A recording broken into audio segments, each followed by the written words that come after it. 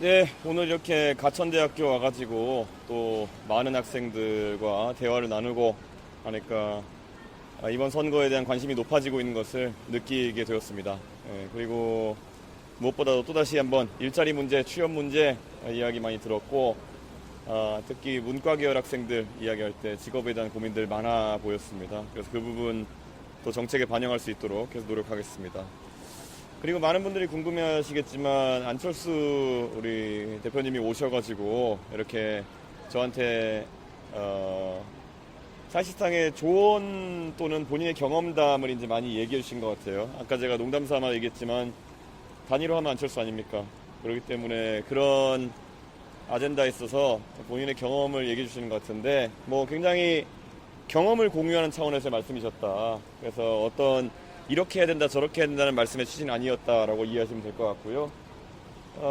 그 안철수 대표님의 경험이라고 하는 것은 제가 3년 전에 상대방으로서 겪어본 경험이기 때문에 대충 잘 알고 있긴 하지만 또 당사자로서의 이야기를 또 해주신 측면이 있어서 뭐 그 선의를 당연히 의심하지 않고 감사하게 생각하며 그리고 또 안철수 의원께서 언제든지 또 이런 거에 대해서 상의할 수 있으면 좋겠다는 취지로 말씀하셨는데 뭐 지금 당장 제가 뭐 상의 드릴 만한 내용은 없을 것 같습니다. 그런데 뭐 그거야 서로 간에 신뢰관계가 있으니까 언제든지 또 이야기해 볼 수 있겠다는 생각을 했지만은 지금은 저도 그렇고 저희 내부에서도 그렇고 단일화에 대해서 고민하거나 아니면은 거기에 대해서 검토하거나 하지 않고 있습니다. 네.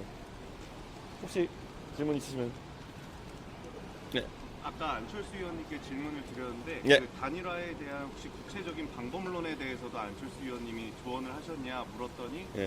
박 후보님께 직접 물어보신 게 낫다 그래서 방법론단보다는 경험담에 대해서 이제 본인이 많이, 그러니까 본인이 단일화를 그때 추진하셨던 경험 그리고 추진 안 했던 경험이 둘 다 있는 분이기 때문에 그런 데서 무미건조하게 좀 그 경험을 이야기하셨다 이렇게 보면 될 것 같습니다. 네, 그래서 그리고 뭐 당연히 안철수 의원 당신께서는 또 그 정치 전반에 대한 고민도 대한민국 정치 전반에 대한 고민도 같이 있으신 걸로 보였고 그래서 뭐 저는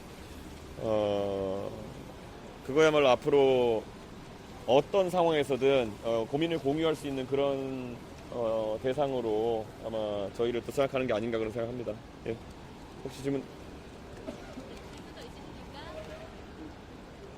안철수 의원이 본인은 조언을 다 했고 선택은 후보님만 남았다 네. 하셨는데 이번 조언을 듣고 기존에 가졌던 단일화의 생각과 달라진 점이 있나요? 전혀 저희는 달라진 점이 없습니다. 네, 그리고 아까 말씀드렸듯이 안철수 의원께서 가지고 계신 경험이라고 하는 것이 제가 그 당시에 3년 전에는 완전히 맞상대방 입장에서 다 알고 있었던 내용들인 것도 사실이고 하지만 그에 대한 관점적인 정도가 좀 차이 나는 그 경험담을 전달하는 거기 때문에 뭐 큰 변화는 없다 이렇게 말씀드리겠습니다. 또 혹시 질문 있으십니까? 혹시 그럼 안철수 의원이 뭐 조언해 준 것에 더해서 지금 후보님께서 생각하시는 그 특단의 방법 이번 대선에서 이끄시는 특단의 방법이 지금 좀 갖춰졌습니까? 저는 이번 선거에서 저는 국민의힘이 지금 이길 방법을 모색하지 않고 있다라는 생각을 합니다. 근데 그와 별개로 저희 개혁신당 꾸준히 대선에 이기는 방법론만 저희는 뭐 당권 싸움을 할 것도 아니고 저희는 대선에 이기는 방법만 고민해온 정당이고 그래서 그거는 유권자들께 공개적으로 이미 결국에는 최대한의 확장성을 가지고 이길 수 있는 후보는 이준석이다라고 말씀드렸고 그의 유권자들이 얼마나 호응해가지고 빠른 움직임을 보여주셨냐 그것에 반전의 그런 가능성이 열려있다 이런 생각을 하고 있습니다. 그래서 오늘도 제가 안철수 의원님께는 딱히 뭘 듣고 제가 뭘 말씀드릴 부분이 많지는 않았고요. 유권자들에겐 다만 이제 이재명 후보의 독주를 막기 위한 특단의 대책이라는 결국에는 유권자분들이 서서히 입장전을 하셔야 된다. 저희 내부 조사나 이런 결과로는 좀 그런 움직임이 감지가 되고 있습니다. 저희도 상당히 공신력 있는 여론조사 기관에 의뢰해가지고 저희 전략을 수립하고 있기 때문에 지금 젊은 세대의 그런 어떤 변화에 대한 갈망은 지난 1차 TV 토론 이후에 굉장히 세게 달아오른 상태라는 걸 저희가 내부조사 확인했습니다. 그런데 거기에 호응해서 기성세대 또 전통적 보수의 지지자 덩어리가 그러니까 60대 이상의 덩어리가 어떻게 움직이냐에 따라 가지고 반전의 틀이 만들어질 수 있겠다라는 판단은 저희 내리고 그런 이기는 전략에 저희는 주목하지 뭐 정치공학적으로 이렇게 뭐 어떻게 단일화니 이런 거에는 저희는 전혀 시간을 쓰지 않고 있습니다. 저희도 어제도 저희 내부에서 전략회의를 하면서 수치를 하나하나씩 뜯어보면서 저희는 유권자들께서 빨리 표를 몰아주시면 이길 수 있다는 결론을 내렸습니다. 누구였냐? 네.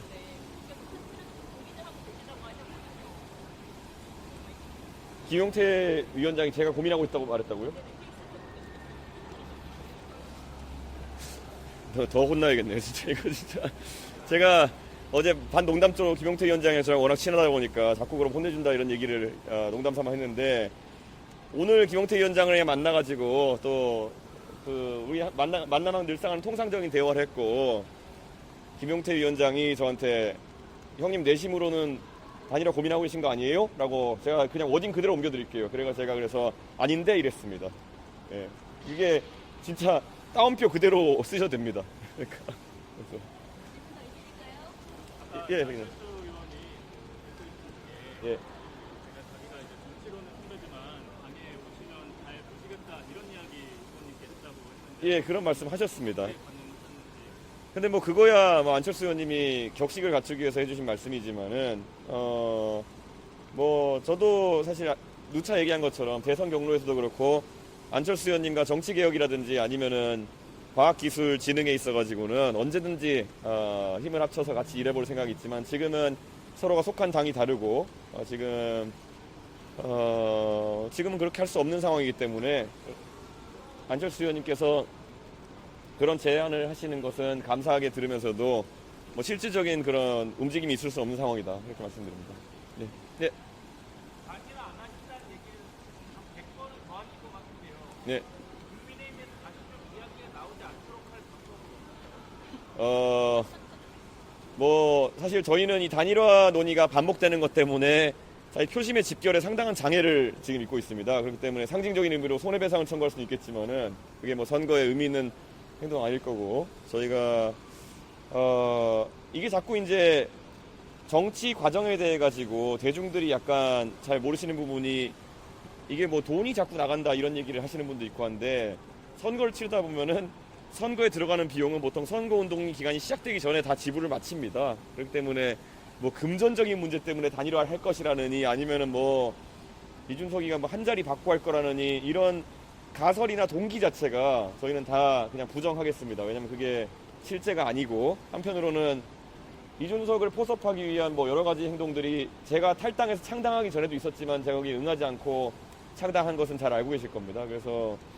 제 입장에서는 그런 거에 제가 정치하면서 한 번도 이끌리지 않았다라는 게 하나의 그 포인트일 겁니다.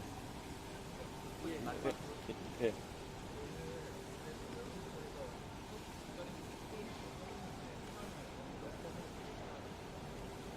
저는 여론조사 수치가 지금 2030 위주로 강하게 결집하고 있다는 것에 상당한 의미를 부여하고 싶습니다. 저희가 뭐 대체적으로 저희가 내부에서 판단한 결과로는 내부 조사를 통해 판단한 결과로는 2030의 표심이라고 하는 것이 이재명 후보와의 맞상대를 가정했을 때 유의미한 차이로 이준석에게 우위가 있다라는 그런 저희는 판단을 하고 있습니다. 그렇기 때문에 저희는 이준석 중심으로 이번 선거가 치러지게 되면은 저는 지난 대통령 선거 때 2022년 대통령 선거보다 젊은 세대에서 더 강한 결집이 일어날 것이라는 확신을 데이터를 보고 하게 됐습니다. 그래서 아까 제가 말씀드린 것처럼 유일한 변수는 60대 이상의 전통적 보수 지지층이 얼마나 빠른 속도로 이런 변화에 참여하느냐에 달려 있고 실제로 지난 토론 이후에 60대 이상에서도 특히 60대 여성 중심으로 굉장히 큰 변화가 감지된 것도 사실입니다. 그래서 저희는 항상 선거할 때 데이터 보고 저희가 하는 거지 저희는 감을 보고 하는 게 아닙니다. 그렇기 때문에 저는 중도 보수 진영의 유권자들께 강하게 호소하는 것이 오늘부터 그 흐름이 가속화되면은 아마 2차 TV 토론이 끝날 때쯤에는 완연한 변화가 있을 것이다. 그렇기 때문에 당장 이번에 이 정체되어 있는 선거에서 한번 파란을 일으켜보자라는 것을 주변에 널리 알렸으면 좋겠다, 그런 생각입니다. 예, 예. 네. 오늘 오전에 윤석열 전 대통령이 부정선거 관련 수면선에 대담한 사실을 좀 알려줬는데 국민의힘에서는 탈당한 분이랑 관계 없다 이렇게 하는데 윤석열 대통령은 원래 평생을 수사검사로 살아오신 분입니다. 아마 수사하시는 분들이 이 수사 대상에게 항상 고지하는 것이 묵비권을 행사할 수도 있고 아니면은 또 편하게 하신 말씀할 수도 있고, 그런데 하시는 말씀은 항상 본인에게 불리하게 작동할 수 있다, 이런 고지를 할 텐데요. 저도 윤석열 대통령께 말씀드리고 싶은 게 있다면은 가만히 계시는 게 제일 좋을 것 같다. 지금 선거 과정 중에서 본인이 하는 모든 행동은 본인에게 불리하게 작용할 것이다, 이런 말씀을 드리겠습니다. 예. 이번에 안철수 의원이 김문수 후보 예. 만남 추천하자고 하는데 만날 의향 있으신가요? 제가 뭐 김문수 후보를 지난번에 서울시 행사에서 만나 뵙기도 했고, 뭐 김문수 후보를 만나는 것은 지금 오해를 살 가능성이 있기 때문에 제가 만날 생각이 지금 없습니다. 그런데 뭐 김문수 후보께서 뭐 기사로 이렇게 통상적인 발언하시는 것들은 많이 보고 있지만 그게 뭐 저희의 움직임에 영향을 주는 상황은 아닙니다. 네. 네. 후보님 저 공화마을 가십니까? 이번 주에? 아직까지 최종 판단하지 않았지만은 지금으로서는 선거 일정에는 들어있지 않습니다. 근데 뭐 저희가 뭐 그건 끝까지 한번 검토해 보겠습니다. 네. 후보님 오늘 과천대를 방문하신 배경을 두고 네. 과거 이재명 민주당 대선 후보가 이름도 모르는 대학이라고 네. 그 과천대를 비하한 논란을 겨냥한 것이라 해석이 나왔는데 이를 어떻게 보시나요? 그래서 제가 오늘 가천대 학생들과 앉아가 식사를 하면서 가장 먼저 꺼낸 멘트가 여러분 아주 좋은 대학교에 다니는 훌륭한 학생들이다, 이렇게 말씀드렸는데 이재명 후보의 말실수라고 믿고 싶습니다. 그냥 그런 본인이 석사학위를 받은 그런 모교라고 할 수 있는 학교에 대해서 비하적인 표현을 하였던 것이, 그런데 그게 과거에 뭐 성남시장 이재명, 경기도지사 이재명 시절의 언행이었기 때문에 그렇게 많이 회자되진 않은 편인데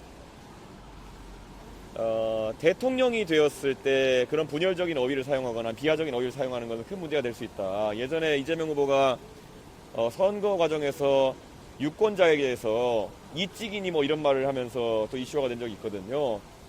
그분의 가벼운 언행에 대해 가지고는 계속 아마 국민들의 의구심이 있을 거다, 그런 생각을 하고 있습니다.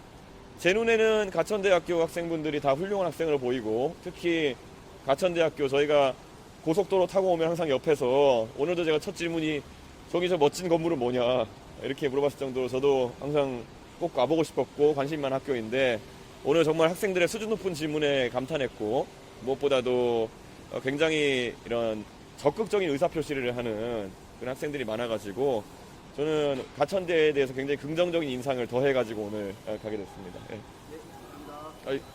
이거 기자 질문이라서 이거는 언론 질문. 예. 네.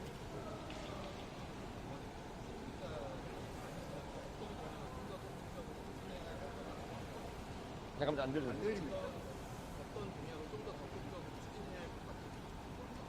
같이 먹자 하면서요. 오늘 저도 이제 가장 궁금했던 게, 지금 대한민국에서 이공계 일자리가 좀 좋은 일자리가 많아지고 있다라는 얘기는 나오지만, 제가 또 많은 분들과 얘기해 보면은 현실적으로 이공계 일자리는 좋은 일자리에 해당하는 일자리일수록 지방으로 이전해야 되는 문제가 있다. 그래서 지방의 연구소나 아니면 생산시설로 가서 근무해야 되는 문제가 있기 때문에 여기에 대한 어떤 주저하는 마음이라든지 아니면 생활 격차라든지 이런 것들을 어떻게 해소할 것인지가 좀 많은 관심을 받고 있는 것 같아요. 그래서 그 부분을 제가 중점적으로 어느 학교를 가든지 많이 물어보고 있고요. 그래서 이공계 이제 연구원이나 이런 것에 대한, 이런 분들에 대한 처우는 저희가 지난번에 한번 개선하기 위한 과학연금이나 이런 이야기를 한 바가 있고요. 지방에 이제 회사로 취업하시는 분들에 대한 공약은 저희가 계속 이야기를 들으면서 고민하고 있습니다. 이게 사실 젊은 세대에게는 취업 고민이 제일 크기 때문에 그 부분 풀어내야 되고요. 창업에 대한 고민도 굉장히 많이 나오는 것 같습니다. 특히 가천대학교는 오늘 들어보니까 창업 지원 프로그램이 굉장히 활성화되어 있어가지고 특히 창업에 대한 관심을 가는 학생들이 많은 것 같은데요. 지금 소위 자금 지원이나 이런 것들이 있어가지고 학생들이 접근성이 좀 안 좋은 자금들이 좀 많기 때문에 그런 부분을 경로를 좀 넓혀달라는 얘기가 있었고, 한편으로는 이 사업화를 진행하는 과정 속에서 좀 도움을 줄 수 있는 방법이 있는지 이런 걸 고민하는 부분이 있었습니다. 그래서 이런 거 저도 미리 뭐 많이 고민해왔고 저희 과방위에서도 많이 논의했던 그런 부분이 있지만 앞으로 정책에 또 담아내고 또 많이 공약할 수 있도록 하겠습니다. 질문 더 있으실까요? 네, 오늘 여기까지 오셔서 너무 감사했습니다. 예. 고맙습니다. 네.